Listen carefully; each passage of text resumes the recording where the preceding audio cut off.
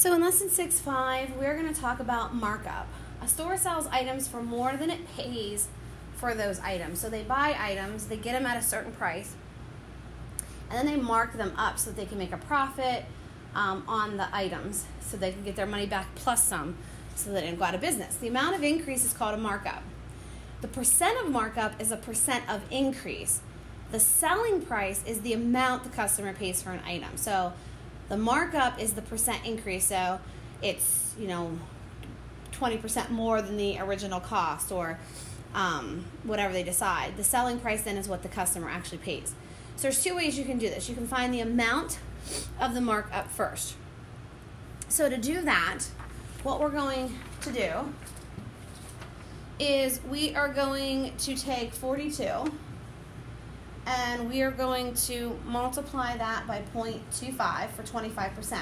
Remember, 25 out of 100, 0.25. You can use a calculator to figure that out. That is equal to 10.5. So this actually means $10.50 is the markup. So $10.50 is the markup. So I got to go $10.50 more than what I bought it for. So the company bought it for $42. We're going to add the $10.50 to that, and we're going to end up with $52.50 for the selling price. So this item would cost $52.50. So that's one way you could do it. Or you could do it a second way. The second way is, okay, if we paid full price for an item, we're paying 100% of the cost. So when we pay full price, no discounts, no anything above it, we're paying full price. But there's a 25% mark up. So that means we have to add that 25% onto what we're already paying 100%. So the 25% is the markup. If we add those together, that's basically 120. We're paying for 125% of that item. So then what we do is we have 125%. Okay, so then 125 divided by 100 to find our decimal, 1.25. Again, you can use your calculator for that. And then all I would have to do then is take the 42 times the 1.25, and I end up getting, guess what? $52.50 as my selling price. So it really just depends on what you're looking for. If they want to know how much the markup was, then you have to use method 1 to find the markup. If they just want to know what the new price, this new selling price is going to be with the markup, then you could use method number 2.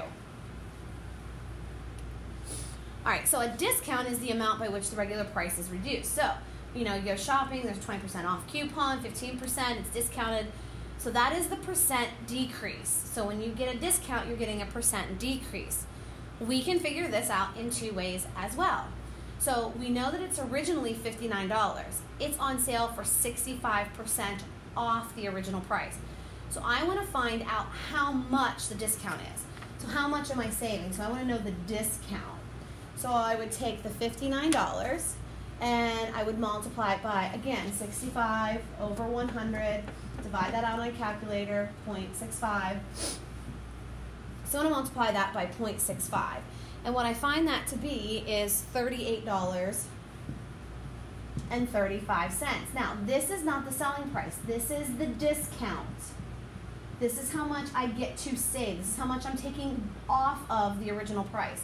So the original price was $59 minus the $38.35 leaves us with a selling price of $20.65. This is the selling price. So you could do it that way. Remember, you got to find the discount, but then subtract it because you need to find the selling price. Method 2 is just to find the total percent. So again, if I paid full price, I'm paying 100%. But I'm getting a discount of 65%. So subtract the 65% because I'm not paying that. That's my discount. So what percent am I paying for the item? I'm only paying 35% of the cost because I'm getting it on sale. So 35% is the number that we want to use.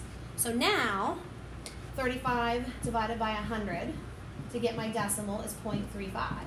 And then I take the original price, $59, and I multiply it by 0.35, And guess what? I ended up with my selling price of $20.65. So if I don't need to know how much I'm saving, if I just need to find that new price, then I could just use method number 2. But if I want to know the discount, method number 1 would be the one that you would want to use. All right. Find the original price before the discount. So, Henrik had a 25% discount on hockey equipment. The selling price was $172.50. What was the original price? So, we can use our is over our of equals percent over 100 here.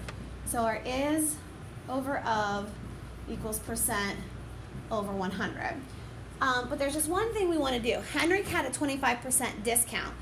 So, we got to look at this. 25% discount, but the selling price was $172.50. So the $172.50 doesn't match with the 25% because the 25% represented the discount and the $172.50 is not a discount. So we need to find the percent that would represent the $172.50. How much are they paying? So you got a discount. So that's your 100% full price minus your discount, 25% is 75%. This is your selling percent. So that's how much you're buying it for, 75%. So now we can go through and do our is over of equals percent over 100. So the selling price was, that's our final product. So that's our is. So $172.50 over our of, which we don't know because we don't know what that original price was, equals our percent. Okay, 75%. Figure out the decimal. Remember, just take 75 divided by 100. So we don't even need to do that. That's in the other one. For the proportion method, you don't even need to do that. So it's just 75 over 100. And then we cross multiply. So I get 75x. Cross multiply, I get 17,250. I divide by 75, I divide by 75, and 17,250 divided by 75 should be $230. $230 for the original price. So $230 for our original price. So that's the word problems. I'm going to want to see setup, ladies and gentlemen. So just please make sure that you set things up. Louisa got a 75% discount on a sofa. She paid a total of $225. What was the original price? So again, is over of equals percent over 100. But again, I got to make sure things match up. The is the percent that I'm paying, but I got a 75% discount.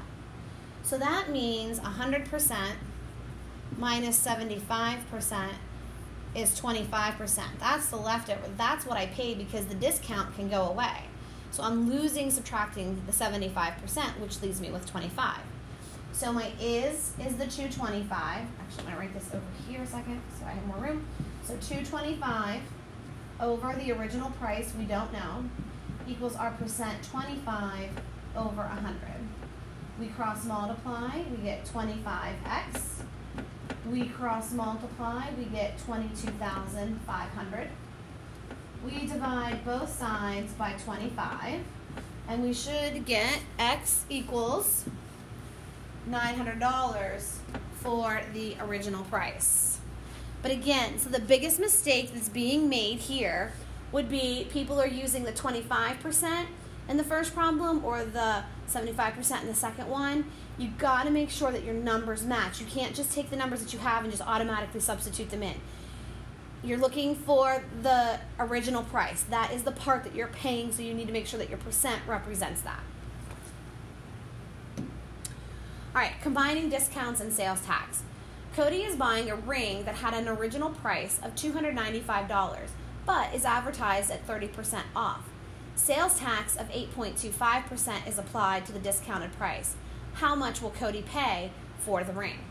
Okay, so we got to start. He is buying a ring that originally cost $295. Okay, he's getting it for 30% off. So how much is he really paying for this ring after the 30%? Forget about the tax right now. How much is he paying for 30% off? So we know that 100% is full price, that's the $295, but we're getting a 30% discount, which means we're only paying for 70% of the cost. So what we can do is we can take the original price, multiply it by 0.70, because remember 70% divided by 100 gives you 0.70. And when we multiply those out, we get $206.50. So $206.50. So this right here is what he's buying because he got the 30% off. Now remember, again, there's multiple ways to do this. So I'm just showing you one way because you could have multiplied by the 30% and then subtracted. But I'm looking this as, if I think of the whole thing is 100%, the whole circle, but I'm getting 30% off, so that's something like this. So this is what I'm taking away, so I'm only paying for 70% of that item, so I'm just going to multiply by 70%. So the discounted price is $206.50. Now add the sales tax. Okay, so remember, sales tax is what we pay the government, so this is added in. Sales tax is added in, not taken away. You have to pay the government taxes for certain items. So we know now that we're paying $206.50. So that's full price now. So $206.50, we're going to multiply it by the sales tax, which is 8.25%. Remember though, 8.25 divided by 100 would be 0.0825. So remember, percents to decimals divide by 100. So we want to multiply this by 0.0825. And what we get when we multiply that is $17.04. So this comes out to $17.04. Make sure that we round appropriately. So it was 0.036, but because it was 3/6, that 6 makes that 3 a 4. So now I got to take $206.50 and I got to add $17.04 for the sales tax. And then what we end up with should be $223.54. So our final price, $223.54. And that would include then the sales tax.